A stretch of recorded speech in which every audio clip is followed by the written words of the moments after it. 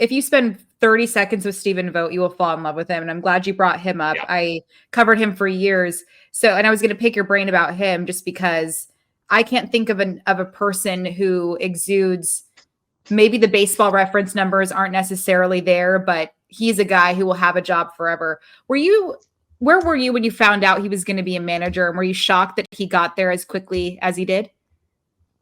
So I had heard that, I'd either read or heard that he had a first interview. Mm-hmm. And I didn't really want to bother him because I was like, well, you know what? If it happens, great. Then and then I got a hold of him when I had heard there was a second interview. Somebody told me and I called him and I was like, what's going on here? He's like, I can't tell you. He goes, but I think it's close. And I was like, really? I was like, my buddy's going to be the manager of my team? Really? And this is not easy. Like, he has taken over for a guy who's going to have a plaque in Cooperstown in 3 years. Not easy for your first job, for anybody to take that over. But for a first job, for a guy who 18 months ago was hitting a home run and dancing around the bases in Oakland while his kids Top 5 moments of me that I covered. Ever. Top 5 moments. Yeah, it was awesome. Easily. So,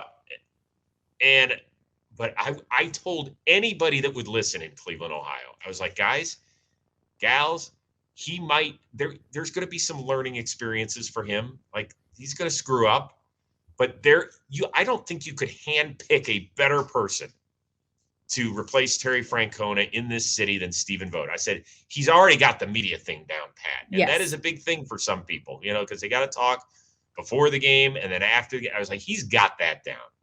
And I said, he's going to walk in the clubhouse and he's hit against Shane Bieber and Tristan McKenzie and all of our bullpen. And he's devised game plans against Jose Ramirez and Andres Jimenez. Like, he's done this and he knows what you're going through, whether you've made the all-star team or you're trying to make the roster. Like, you can't sneak anything past this guy, because he knows how to identify with whatever role you're going to have on this team. That's pretty awesome. That's pretty awesome because he has seen it all. He has struggled when he's come up to the big leagues. He's been in all-star games. He's been in postseasons. He's been DFA'd.